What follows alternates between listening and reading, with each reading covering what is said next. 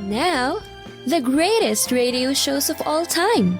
Suspense. The Shadow Node. Washington calling David Harding, counter-spy. Classic radio theater. The Great Gildersleeve. Fibber McGee and Molly. Dragnet. Gunsmoke. The Lone Ranger. Now, step back into a time machine with your host, Wyatt Cox. Good evening, friends of the Inner Sanctum. High Adventure with an episode of Escape. This episode, entitled Pass to Berlin, a story about murder in post-war Berlin, was originally broadcast May 19th, 1950. Tired of the everyday routine? Ever dream of a life of romantic adventure? Want to get away from it all? We offer you Escape. Escape, designed to free you from the four walls of today for a half hour of high adventure. Escape, brought to you by your Richfield gasoline dealer and the Richfield Oil Corporation of New York, marketers of Richfield gasolines, motor oils, and other petroleum products. Look for the Richfield Eagle on the cream and blue pumps.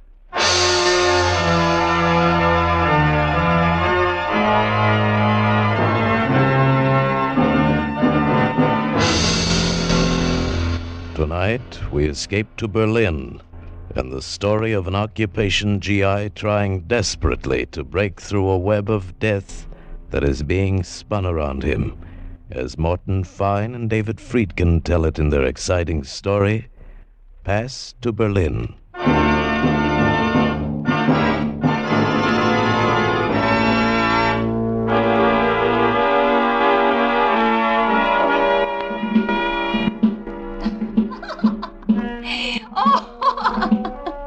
Greta was laughing. For me, there was no joy in it anymore.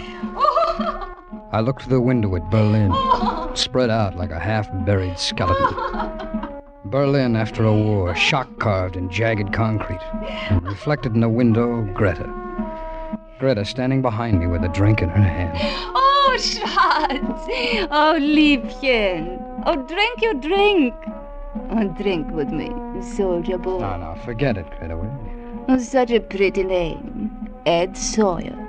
Such a handsome face, but such a frown. Now, come, make Greta laugh. That's all Greta wants, to laugh a little, to forget her loneliness. Sure, laugh and forget, just the two of us, me and Greta, and let the rest of the world go by. Well, you made your loneliness, baby. You and Hitler. Oh, you... I'm funny, huh? A real funny man, huh? Oh, Greta, I should have met you a long time ago. Greta likes you, soldier boy. Well, nurse a broken heart, kid, because I'm leaving. Like that? Leaving? Greta remembers when you said love to her. Yeah, I remember, too. Only now I remember why I'm in Berlin wearing a soldier suit. American! Amerikanisches Schwein! Candy bar American soldier! The conqueror from the cigarette democracy. Now just dream it, kid. Dream your dream about how an American soldier was once nice to you. Right now, that's all. Wait. What? Oh, wait a minute. Come on, Greta, get out of my way, will you? Oh, Greta is sorry. See? Look, Greta is sorry. She's sorry. Please, don't go. Well, the mood moves you real fast, kid. All right, so now you're sorry. Oh, kiss me, big soldier boy. Handsome soldier boy. Come on, I said out of my way. Dirty American, you Dreckschwein, Saukerlschweinehund, you murderer of my country, you democracy weakling. Hey, oh, I could kill you. Kill you. Listen, I said get out of my way. Take you. Get out of my... Take this out. No, don't.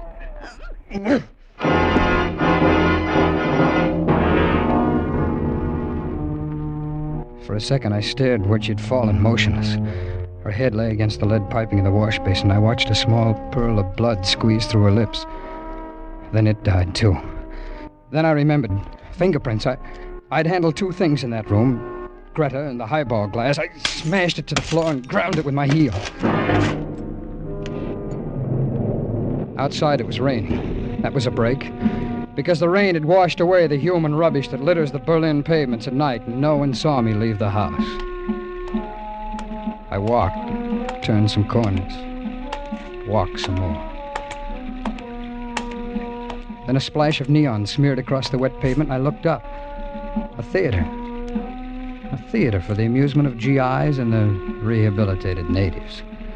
I bought a ticket and went inside and found a seat. Ladies and gentlemen, the headline attraction of the evening, the most astounding mind-reading act of the century. Direct from London, the great Stanley and his lovely assistant, Mona. Mona, who sees all, knows all, and tells all.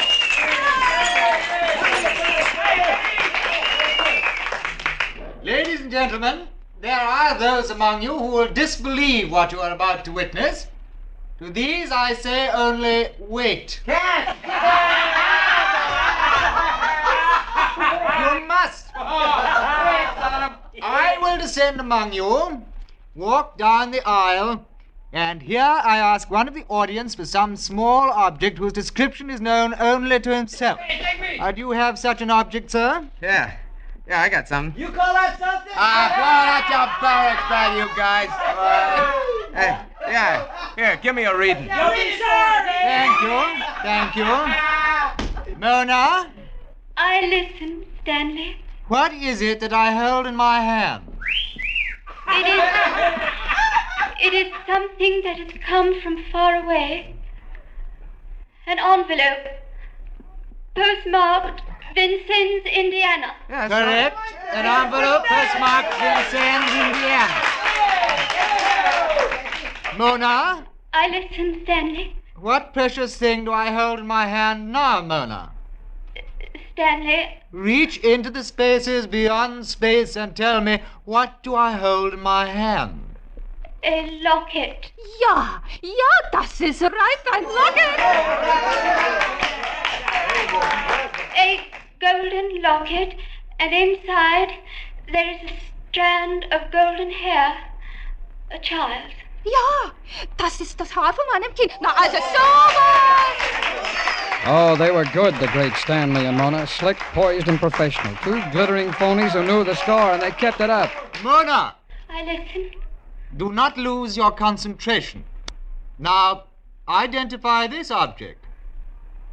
Stanley. You must, Mona. You must. There's darkness here. Only darkness. Come on, what's the matter? Something stands in the way. There's a murderer here. What? A murderer.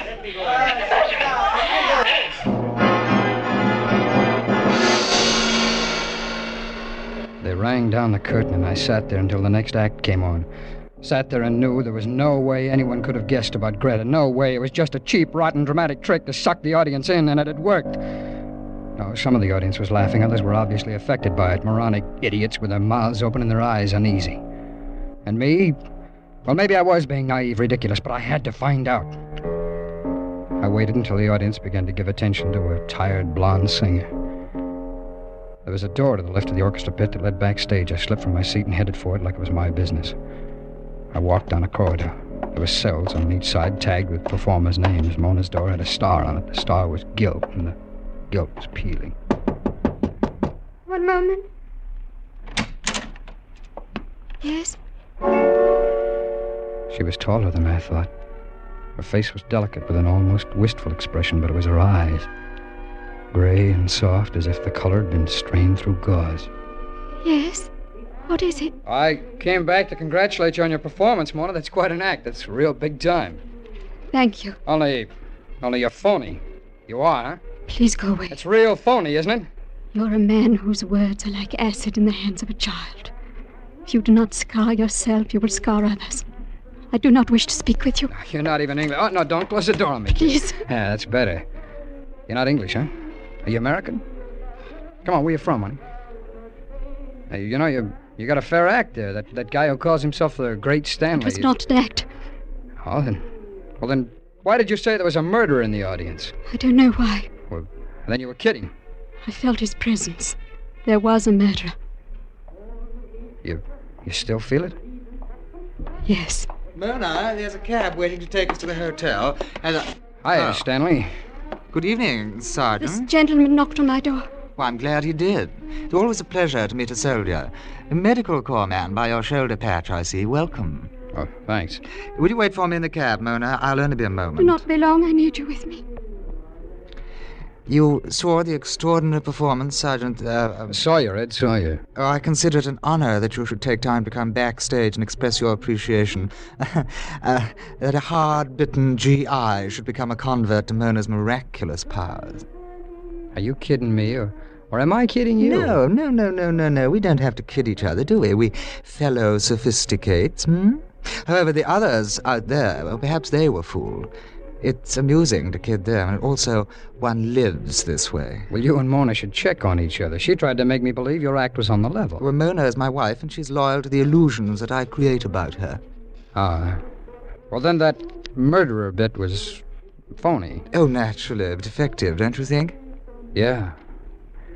How did you think of it? Oh, an inspiration, Sergeant... Sawyer. Sawyer. An act such as ours needs one piece of sensationalism to shock a new audience, and we have it, don't you think? Yeah, you got it. Oh, just one thing, Stanley. Of course. Tell Mona something for me, will you? Of course. Tell her her eyes are the most beautiful I've ever seen. Oh, she will be pleased. She's blind, you know. His smile held, and the smile was phony like their act was phony. I knew now I had nothing to worry about, so I left. I went back to my room in the Garmisch Hotel, stood on the balcony for a while, watching the fingers of light from Tempelhof play against the sky, lighting it up fitfully, disappearing. And far away, silhouetted, the hulk of some broken buildings, caught now on the beacon and then lost. I watched it, stared, and then I saw it. The outlines of some structures blasted by bombs, but it was like a scaffold, a gallows. Precisely that. And something else, a figure detached itself from the shadows, a figure of a man scavenging among the rubble of the torn buildings, and he stopped, and over his head, the gallows. The man and the gallows caught against the night. I went to bed, closed my mind to all of it.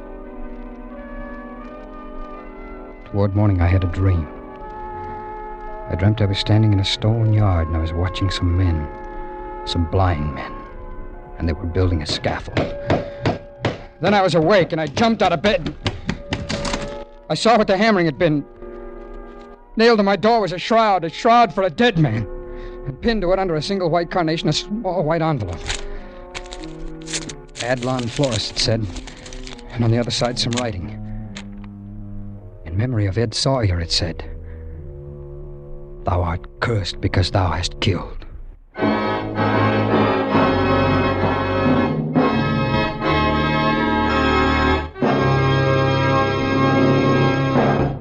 May 19th, 1950, Escape on Classic Radio Theater with Wyatt Cox. Let's see, if something costs less, but people are happier with it, that sounds like something to look into, and that's MediShare. Maybe you've heard switching to MediShare to pay for healthcare can save the typical family $500 a month, and that's huge, but it's also true that people are way more satisfied after making the switch, too. The customer satisfaction rate for MediShare is double that of the typical health insurance plan. Double. MediShare works. It's been around for more than a quarter century, and members have shared more than $3 billion of each other's bills. People love having telehealth and a huge nationwide PPO network. So, yeah, you can save a ton and like it better. Imagine being happy with how you're taking care of your health care. So if you're self-employed or part of the gig economy, or you just want a plan you're happy with, you can call right now and get a price within 2 minutes. A very, very smart use of 2 minutes. Here's the number you need. 833-34-BIBLE. That's 833-34-BIBLE. 833-34-BIBLE. The buy one, get one free special going on now at MyPillow. MyPillow bed sheets, Giza Elegance MyPillows, the roll and go anywhere MyPillows, and 6-piece towel sets on special. Go to mypillow.com/USA, use promo code USA, or call 1-800-951-8175 and find out all the great deals you can get right now at MyPillow. mypillow.com/USA. Now on Classic Radio Theater with Wyatt Cox, more of Escape, May 19th, 1950, Pass to Berlin. And now, we return you to Escape!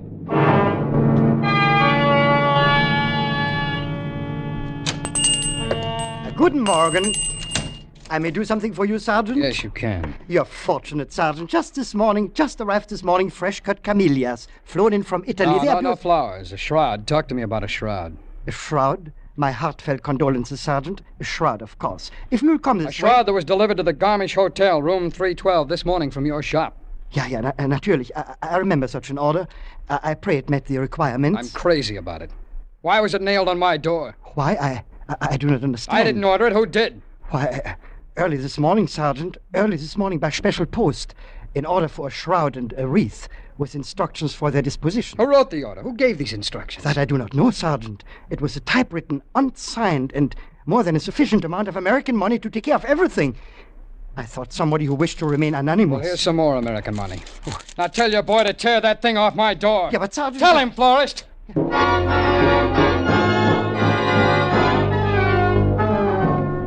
I left him there. Nobody knew I'd killed her. Nobody. I went back to the hotel to think about it some more, to try and think it away. I made myself to home, kid. I knew you wanted to see me. He wore a derby hat and a tight overcoat with a moth-eaten fur collar. Cheeks ruddy, eyes red-rimmed, and a replica of his nose could have been bought in a carnival supply house. Oh, jolly, a jolly fat punk with a mission. Hey, sit down, kid. Take a load off of Brain. The man is here who will take care of everything, just like the corpse that died in the good old USA. Who are you, and what do you want? Here, take one. That's my card. I can see it from here. It's real pretty. Now, what does it say on it? Joseph Scarn, it says. That's my name. Mortician, it says. That's my business. That's what? Oh, yeah. Puzzles you, huh, kid? I just gotta tell you about Joe Scarn. That'll explain me to you. Yeah, do that, will you? Yeah. Well, see, back in the States before the war, this was my career, mortician. That's funeral director. Then they demobilized me right here in Berlin. Now, this is the break I've been waiting for all my life. Where better to pursue the career mortician than right here in good old Berlin? Come on, get up. Come on, now, get out of here, will you? Come on, get out. Kid. I'm gonna make the final arrangements for the funeral. Funeral? What funeral? Nobody's dead. Nobody's even feeling bad. Well, this overjoys me tremendously, son, but look, about the casket. Look, this is a joke, isn't it?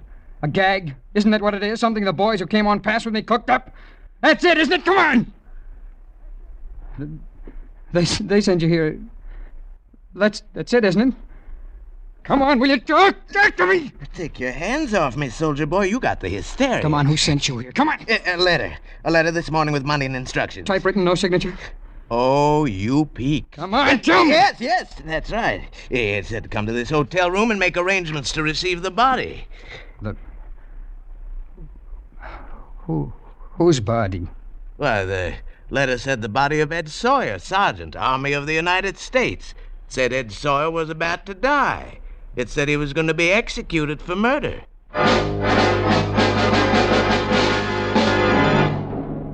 All of a sudden, there were no more words. His jaws were moving, but there was no sound. Even when the folds of his fat face moved into a chuckle, I got nothing. He was out of focus, all blurry. I ran past him and out onto the street. It took me an hour to push my way through Berlin's derelict, scarred alleys to Greta's rooming house. If someone in that house recognized me as a murderer, I would know it. No matter how he tried to hide it, I would know it. Face him and take it from there. That was what I had to do. Bitte? Was wollen Sie? Have you ever seen me before?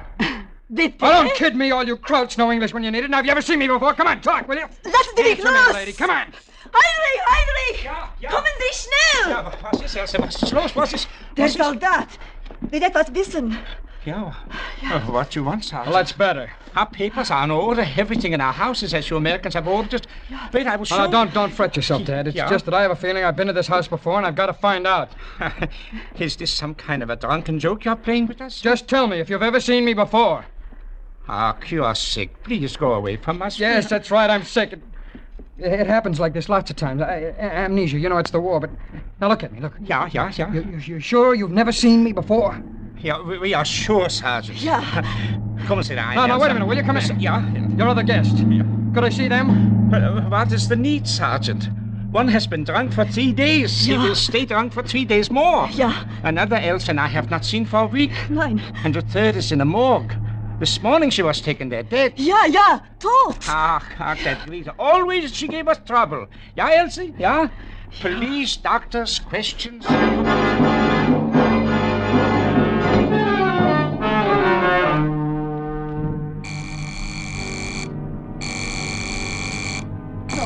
All right, I'm coming. Yeah. Sergeant Sawyer? Sergeant Edward Sawyer? Yeah? This is Stanley speaking, the great Stanley. Oh. Will you do me the honor to meet me at 11:30 tonight in the Tiergarten in the Seeker's Alley? The statue of Frederick the Great would be a charming spot. Well, charm me over the phone, Stanley. I don't like the cold night air. It can be healthful. Bring penicillin with you.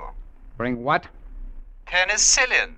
They're so desperate for it here in Berlin, they pay fabulous wads of money for it on the black market. Bring all you can. And later, as I ask you for it, you'll bring more. Now, look, we've... For an American soldier in the medical corps, it's so easy. You gone crazy, Stanley? Oh, my dear Sergeant, a murderer. A murderer does not question another's sanity. To him, all other beings are insane. Haven't you found it so? How would I know about murderers? Ask Greta. Greta? How did you find out about her? You told me, my dear boy, when you were so curious about a murderer after the performance. You told me when you permitted the grisly humors of the shroud and casket to force you to revisit the scene of death. You followed me. Yes, of course I followed you. Each of your flights of terror was more and more promising, and when you went to the rooming house, I made inquiries. They told me of the lonely girl who had been murdered, and they were very accommodating. Stacy Harris starring in this episode of Escape from May 19th, 1950. Pass to Berlin, here on Classic Radio Theater with Wyatt Cox. No offense, but are you a little fat when you look in the mirror? How would you like to learn the secrets to lose 3 to 5 pounds a week easily without joining the gym or going through any crazy diets? It's called Body Sculpt by Med Diet. For the last 2 decades, we've been helping people just like you that have pounds they want to shed. We've helped millions of people lose thousands and thousands of pounds over the years. And now it's your turn. Learn the secrets of how to lose weight with one simple phone call. You'll see an amazing difference in a matter of days.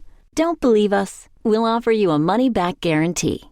If you're ready to start losing weight right now, call right now to learn more about your risk-free order to Body Sculpt. Call for your risk-free offer. 800-738-5332. 800-738-5332. 800-738-5332. That's 800-738-5332.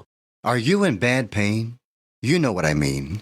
Your knees hurt. Your shoulder hurts. Your elbow and back are constantly killing you. And I'm sure you've tried every pain pill or cream available at the drugstore. Am I right?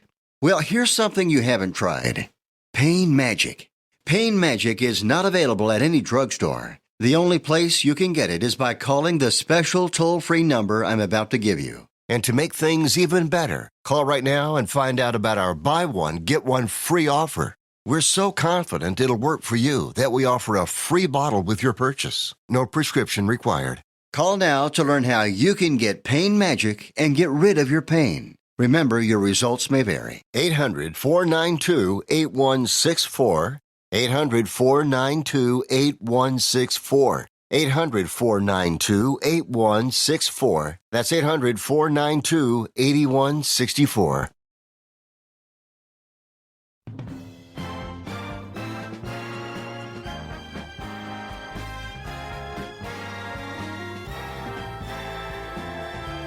Thank you for tuning in to Classic Radio Theater with Wyatt Cox here on your favorite radio station. Now the conclusion of Escape, Pass to Berlin, May 19th, 1950. You're still there, Sergeant? Yes, I'm still here. But then I can expect you then at 11:30. It'll give me time to change after the performance. Sure, 11:30. I'll be glad to do you the honor, Stanley.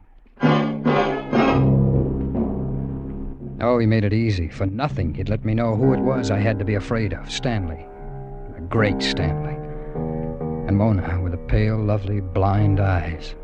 Boy, what an act they had. I wondered how many times their sensational finish had paid off like this. How many murderers had handed themselves over to Stanley and Mona on a platter for nothing.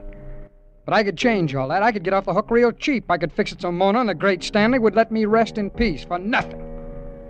No, not for nothing. Just the price of an admission ticket. There were about 30 people in the theater, most of them soldiers. The opening act was on when I got there and slid into a seat. A family of French jugglers whirling shiny hoops on every loose piece of anatomy on the stage. Stanley and Mona were next to closing, so I figured I had about an hour. I waited until the French were balancing everything but the proscenium, and then when they had everything in the air, I used the same orchestra entrance to backstage. The door to Mona's dressing room was open. The room was dark. I eased inside just as the next act came hurrying down the corridor, still hooking up their costumes. I brushed against a moldy curtain that hung from wooden rings. I pulled it back, hid behind it, and waited. Still, I cannot understand why you must leave me tonight, Stanley. What is so important at 11:30? Through the dim light of the corridor, I saw Mona walk into the room and sit down at a dressing table. Stanley was right behind her. He was reaching for the light switch when my hands found his mouth and his throat, and I began to strangle him. My fingers dug into his flesh, and I crushed his breath back into him. He made no sound. There was only the soft laughter that seeped through the theater and his soft throat in my hands. And then Mona's soft voice. Why do you not answer, Stanley? Is it a rendezvous? Stanley? Stanley, what is it? Why are you so silent?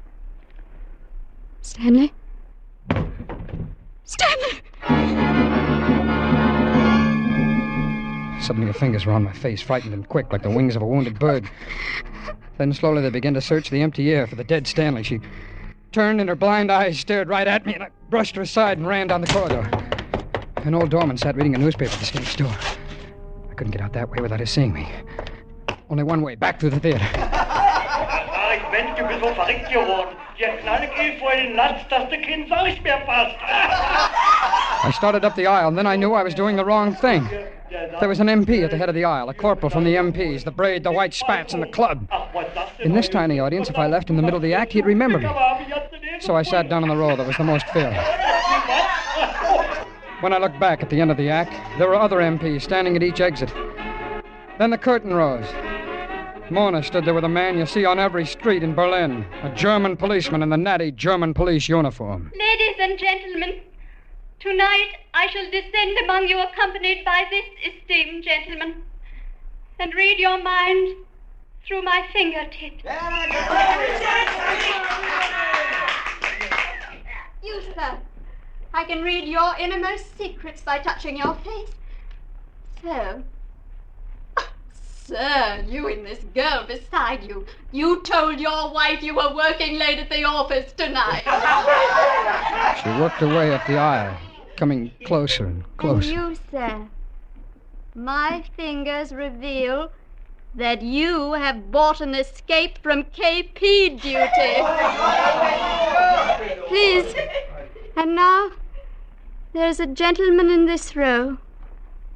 My fingers reveal he has a medical corps shoulder patch. Come on, take your hands off of me, Hey, will what's you? the matter, soldier? You afraid Mona will give away your secrets? Come on, one side, will you? Let me go. Come on, soldier, move it, will you? Go on, John, go on. Come on, let me out of here, will you? Come on, guy, move! He's got secrets. Have you got secrets? Hey, Mona, what are you waiting for? Tell us the soldier secrets. Come on, move, Come will on, you? everybody, here we got a right to this guy's secrets. Oh, shut up, will you? Shut up! Mona, hurry up, he can't wait. They held me there, laughing. The others all turned in their seats to stare. The German cop pinned me back in the seat. And then Mona's fingers reached out and trailed across my face. Lingered. They were the fingers of death. They were cool and gentle. Almost a caress. This is the man. This is the murderer.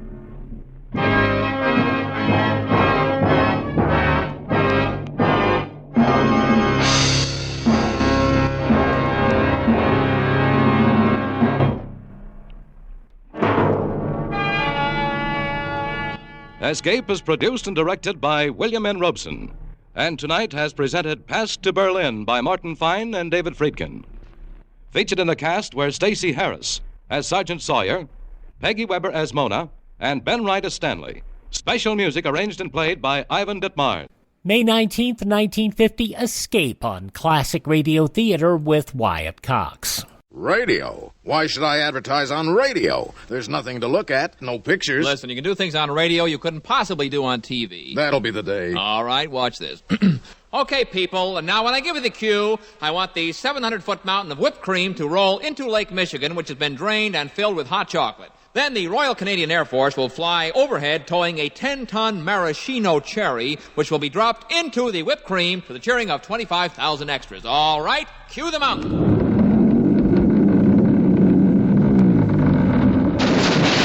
Cue the Air Force. Cue the maraschino cherry. Okay, 25,000 cheering extras.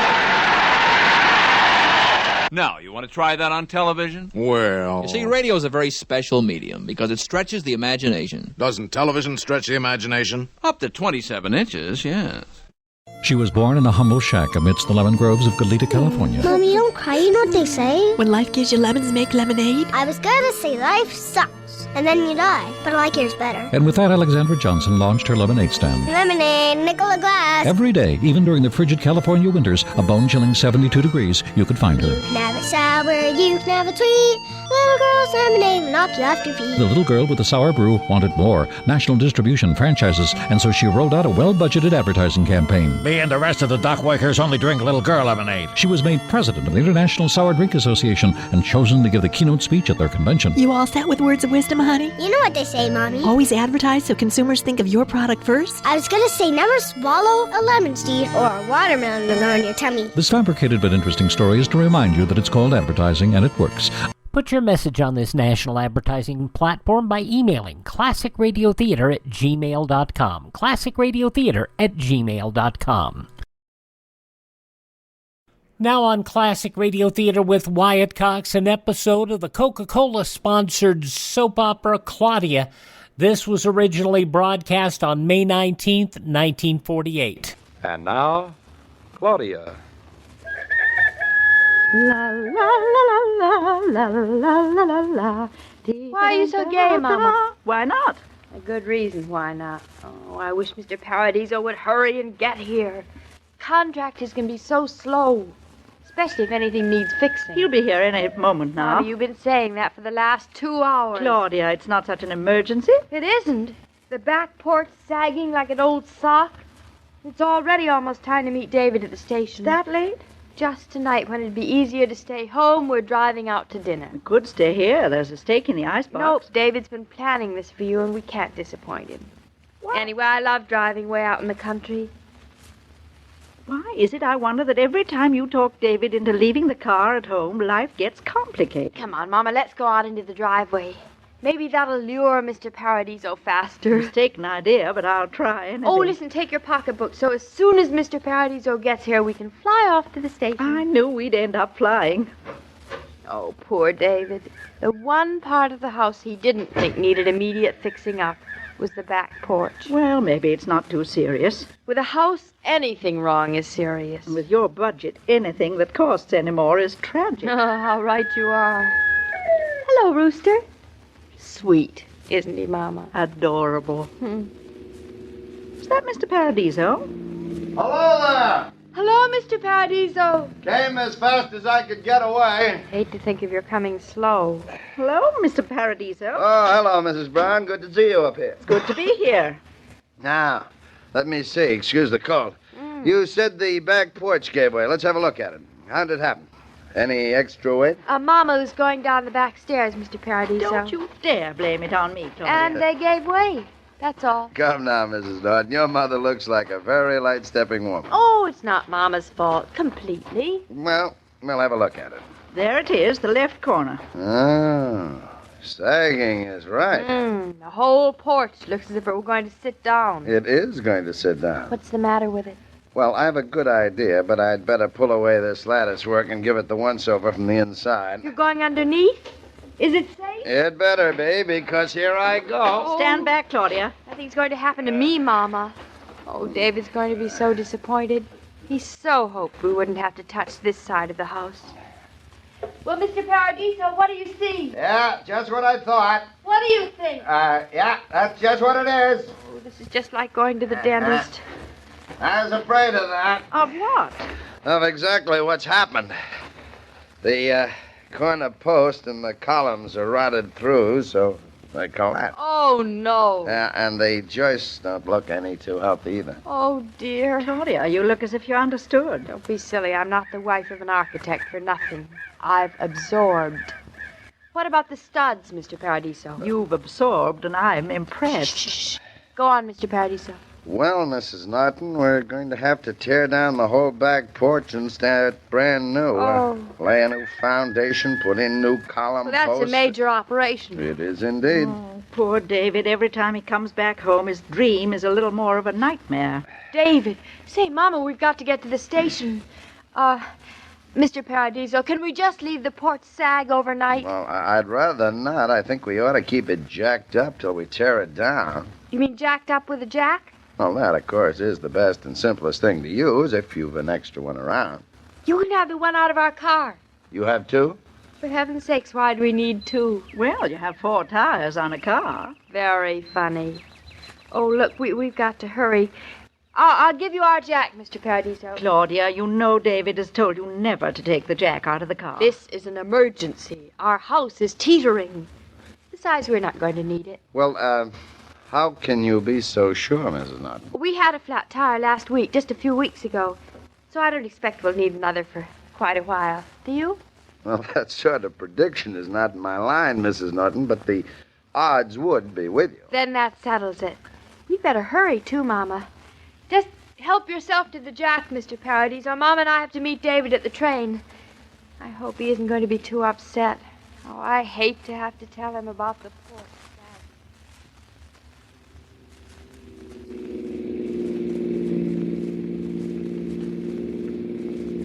And that's about all Mr. Paradiso said, David. That's all? What more did you want? Darling, you're not upset, are you? No, not at all. You see, Mama, I told you he'd be upset. I didn't expect him to be exactly hilarious. Maybe we shouldn't have told him until after dinner. I think this was better. Now he won't be so extravagant about dinner.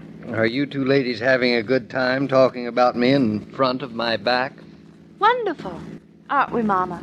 Well, you can stop worrying right now, whether I'm upset or not. I've got a new philosophy. Tell me, I could use some. From now on, I'm going to expect the worst. Anything better than that is going to be a pleasant surprise. And I'm never going to be upset again. How's that? Trouble is, there never is a pleasant surprise. You two are just a couple of gloomy gussies. Let's talk about something pleasant. Mama's right. Where are you taking us for dinner, Gus? To a very pleasant little inn I used to drop in on when I was a carefree young lad. Quite a few miles out into the country toward Danbury. The middle of nowhere? Sounds awfully pleasant. I'm starved. Doesn't the air smell wonderful? Smells of air. Nice and fresh and sweet. Take a deep breath, Mama. If you allowed me to sit in the back seat, I might be able to. Don't tell me you'd rather breathe than be sociable with us. It's a hard choice, isn't it? The woman has a salty wit. Hasn't she, though? Oh, David, look. See, look at that poor man there by the side of the road. He has a flat tire. Yeah. Well, it won't take him long to fix. All the same, it's no fun. There are other things that I prefer to do besides fixing a flat tire, but it's really no great calamity. No. How do you like this back road I'm bringing you on? Oh, it's beautiful, isn't it? Wonderful to have a car. And chauffeur. Chauffeur. And such a chauffeur. Evening like this makes up for everything, including the sagging porch. An open car, sunset, driving my family out to dinner. I like being part of your family, David. Nice to have you as part of our family, Mrs. Brown. Me too. Oh, David, life is so perfect. When people let it be. Let us let it. Always. Roll your car. Come on, Mother. You're both fools. Nice fools, but fools. Roll your car gently down the road. Roll your car gently down the road. Roll your car gently down the road. Merrily, merrily, merrily.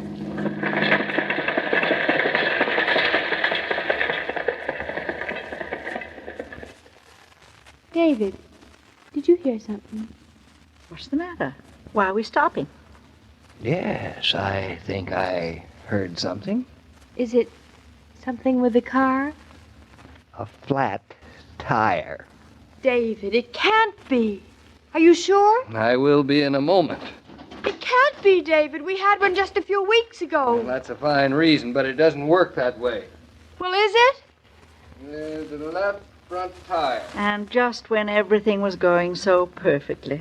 Well, nothing left to do but change it. I'm certainly glad I had the spare gone over last week. Honestly, it's not fair. A flat tire and a sagging porch all in the same... Mama, what'll we do with the jacks under the porch? Too late now to remember. You better tell David. Here, Mother. You hold my coat. It'll only take me a few minutes. Mama, I can't tell him. Why not? I don't know how. Just tell him. What are you two whispering about? Were we whispering? All right. You weren't. We weren't. It's a good thing I'm such an expert at changing tires. That's all I've got to say. Well, you're going to have to be very expert, Well, David. I don't need your help, thank you. It's much easier to do it alone. I think you might need someone to hold up the front of the car, though. Sweet of you to offer, dear, but you and Mama just stay seated where you are. You coward. I just don't know how to tell him. Do you want me to? No, Mama, no. Now, wait. Oh, poor David. He's going to be so terribly disappointed. That is hardly the word to describe how he'll feel. But you would lend the jack to Mr. Paradiso. It's awfully easy to say that now that it's wrong. You might as well tell your husband before he tells you. He's finding out. Mama, it's your fault. Why did you let me? Why did I? Well, you didn't stop me. Oh, here he comes. I can't find the jack. You can't? No. Oh, that's queer, isn't it? Did you put it inside the car here, Doc? Me?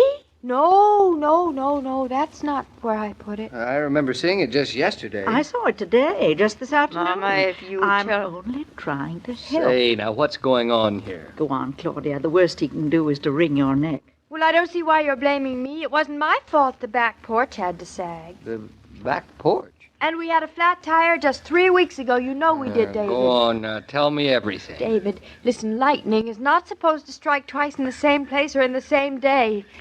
Is it? Claudia, are you trying to tell me? Yes, David? That you took the jack out of the car? David, the back porch was sagging. And the jack is holding up the back porch, is that it? Oh, darling, you're so bright. How'd you guess? Now, don't try flattery, please. Didn't I? Now, don't get excited, David. Never tell you to take the tools out of the car. This was only a jack, David. Heavens grant me patience. Why can't women leave things alone? David, listen to me. What do you love most, our house or a silly old tire? That has nothing to do with it. Nothing, except I love the house. And if it's a choice between the house and a tire, well, I'd jack up the house any day, wouldn't you? Well, I knew you'd agree with me, darling. And that you'd have done exactly the same thing yourself. I would have. Of course. And it's only right. So, David, you don't have to be embarrassed or apologize to me, not in the least. No, I don't. Not even for having lost your temper. What? I didn't lose my temper. 1, 2, 3. Mama, what's all this arithmetic? I'm counting while David does not lose his temper. Mother, give me my coat. David, what are you going to do, walk? I am not. I'm going to take my pipe and I'm going to sit down and smoke it by the side of the road. But I'm hungry. Well, that's just too bad. We're going to wait until that lucky man who had that flat tire comes along. I know him, and I know he had a jack. What? And I also know that he does not have a wife. You two. 1, 2, 3. Bum-dee-dee-dee, bum-dee-dee-dee. If you worked in an office or a plant instead of at home, you'd step over to that familiar red cooler for an ice-cold Coca-Cola when relief time came. Just because you make your own hours and your own work rules, that's no reason to deny yourself a little refreshment now and then. You'll be all the fresher for an ice-cold Coca-Cola and a little relaxation. Try it and see. Say, Mr. King, how long do you think they're going to have to sit by the side of the road? Well, not too long, I trust. You heard Claudia say she was starving. If my wife ever took my jack out of the car and didn't tell me... I know. Me too. But then it's not very often that the back porch caves in and you get a flat tire the same evening. Still, I think the Nortons are safer eating dinner at home. That's exactly what they do tomorrow night. I understand they have a new maid, Gertrude. That's right. She lives just down the road a piece. Is she working out well? In some ways, yes, and in some ways, no. But if you come around tomorrow, you'll find out whether Claudia and David think the yeses outweigh the nos. Well, whether Gertrude stays or goes, I know it'll be fun, so I'll be here tomorrow. So long, Mr. King. Goodbye, Mr. Paradiso. As I was about to say, every day, Monday through Friday, Claudia comes to you transcribed with the best wishes of your friendly neighbor who bottles Coca-Cola. So listen again tomorrow at the same time. And now this is Joe King saying au revoir. From May 19th, 1948, Claudia on Classic Radio Theater with Wyatt Cox. We thank you for making us a part of your day. Would you thank this radio station and support their advertisers? It is their kindness and courtesy that allows us to be with you each and every time we roll around here on your favorite radio station. And if you miss a day here, you do not have to miss a single show. Our shows are available not only on my webpage, classicradio.stream, but they're also available through Spotify, Spreaker, TuneIn, Apple Podcasts, Google Podcasts, and Amazon. Just search for Classic Radio Theater with Wyatt Cox. Have yourself a great day, and tell all your friends the great radio shows are right here at this spot on the dial. Classic Radio Theater with Wyatt Cox on your favorite radio station.